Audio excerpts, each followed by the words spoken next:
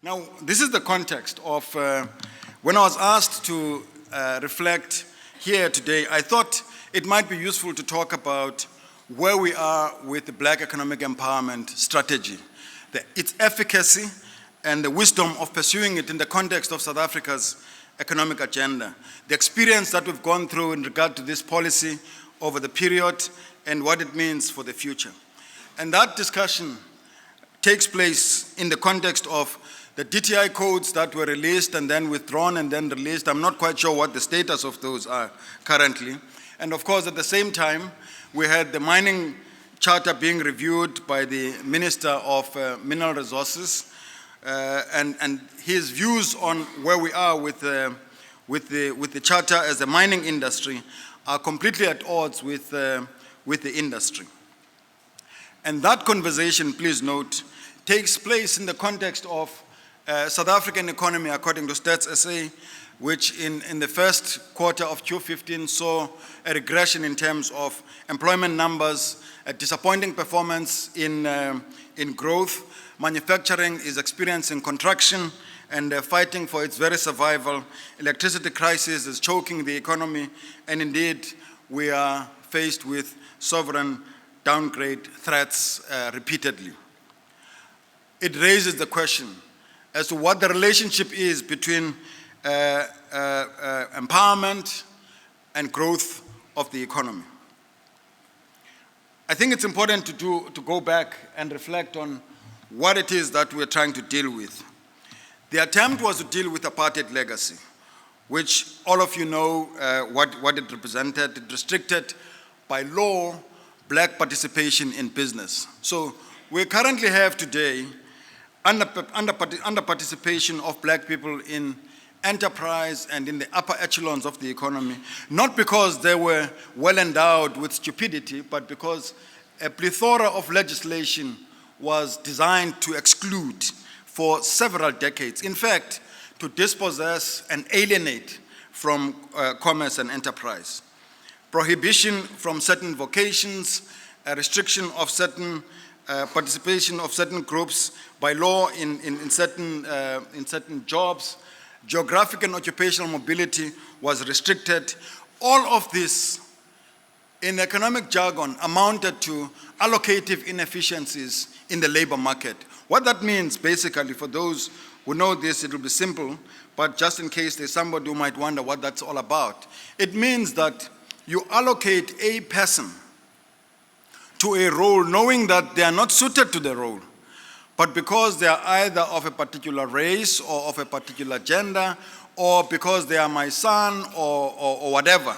So you assign them the role, but their ability to actually rise to the occasion and perform optimally is limited by the fact that regardless of their race or their social status or their association with the leader of the enterprise, they would not be capable to perform that role. That results in inefficiencies in the performance of the enterprise. That's what is referred to as labor market allocative inefficiencies. The evolution of Black economic empowerment stemmed from a realization, largely from the private sector, by the way.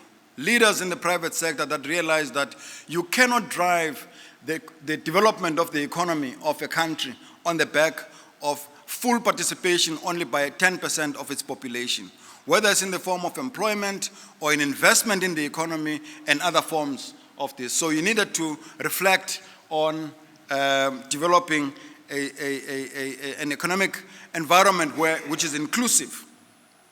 The consumer base was limited because of the inadequate distribution of all of that. So discrimination everywhere in the world, discrimination chokes development. It is an antithesis of any economic development, whatever form it takes, whether it's apartheid in South Africa or caste system in India and other forms of discrimination anywhere in the world. A conversation before 1994 between the African National Congress and business with enlightened self-interest began to chart the way about how do we get the country out of this. The Sanlams of this world, Anglo-Gold Ashanti, which I chair currently, Anglo-American, were pioneers in beginning to reflect on what it is that needs to be done and how it could be done. And that's how you saw the birth of nail, rail, arm, and others as a result, through the transfer and sale of assets to these new black empowerment, pioneering black empowerment enterprises. Unfortunately, two of those, as in nail and rail, are no longer there. But some of the people who were participants in those structures, in nail, for instance, few will remember that Cyril Ramaphosa was in nail, and Saki Makozoma hailed from nail, and so on and so on. But one that continues to occupy an important place in the economic landscape of our country is ARM, which is led by Patrice Motsepe, which was born out of the gold mines that were sold by Anglo Gold Ashanti to that company. The agenda was unambiguous: the creation of a black capitalist class to deracialize ownership patterns. Value was to be transferred to these emerging entrepreneurs in the commanding heights, in those entities, enterprises in our economy, which were the commanding heights of the economy. However, the well of that goodwill that those that I refer to as enlightened self-interest didn't go deep enough. And therefore, to push the boundaries for that transformation, you were never going to rely on the vagaries of the market. However, we believe that the market is capable of delivering, you have to introduce macroeconomic policy interventions to begin to influence certain policy outcomes. That is universal across the world. That's began to start the conversation about black economic empowerment.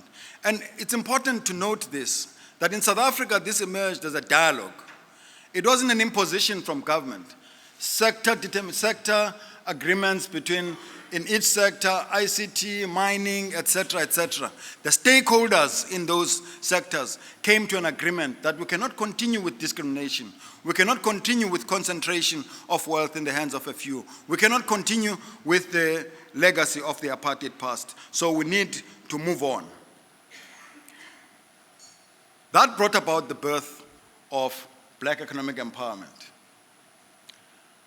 I do want to make the point, just as a statement of assertion, because quite a lot of what I'm going to say is going to be critical of some of the unintended consequences. But I do want to say that the policy of black economic empowerment, from where I stand, is an appropriate intervention in the South African context, given its history and so on. The second point that I want to make is that the way we pursue it is that it should not be done in a retributive way. It is not about settling scores. It is not about taking from whites to give to blacks. It is about pursuing a strategy in the context of a growing cake. It is about defining all of us in contributing to the growth and development of our economy.